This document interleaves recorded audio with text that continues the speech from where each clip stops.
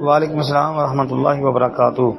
محترم بھائی کا سوال ہے کہ بدھ والا دن جو ہے نماز کی قبولیت کا دن ہے، اور نبی علیہ السلام سوموار کو، منگل کو اور بدھ کو دعا کرتے رہے، اور بدھ کو دعا ان کی قبول ہوئی تو کہا بدھ والا دن دعا کی قبولیت کا دن ہے۔ اور نہیں، نبی علیہ السلام نے یہ نہیں فرمایا کہ بدھ کا دن دعا کی قبولیت کا دن ہے، یہ نہیں فرمایا، بلکہ حدیث کے الفاظ جو ہے نا وہ یہ ہیں کہ نبی صلی اللہ علیہ وسلم نے مسجد الفتح کے اندر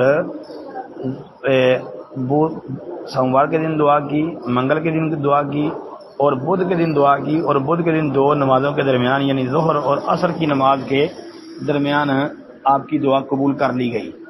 تو جابر رضی اللہ تعالیٰ عنہ سے مروی یہ روایت ہے نا، تو جابر کہتے ہیں کہ میں جب بھی دعا کرنا چاہتا تو میں بدھ والے دن ان دو وقتوں میں جو ہے نا وہ دعا کرتا، ظہر عصر کی نماز کے درمیان والے وقت میں، یعنی دو نمازوں کے درمیان پھر میں بھی دعا کیا کرتا تھا۔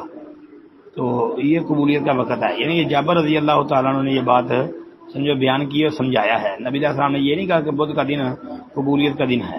اچھا، تو اس روایت کے بارے میں بھی اختلاف ہے۔ شیخ البانی رحمۃ اللہ علیہ، حافظ ابن تیمیہ رحمۃ اللہ علیہ، امام بحقی اور دیگر اہل علم محققین کے نزدیک یہ حسن ہے۔ اس میں ایک کثیر نامی راوی ہے، اس میں اختلاف ہے، باقی جو ہے نا اہل علم نے اس کو حسن قرار دیا ہے، اور معلوم یہی ہوتا ہے کہ انشاءاللہ یہ حسن ہی ہے۔ السلام علیکم ورحمۃ اللہ۔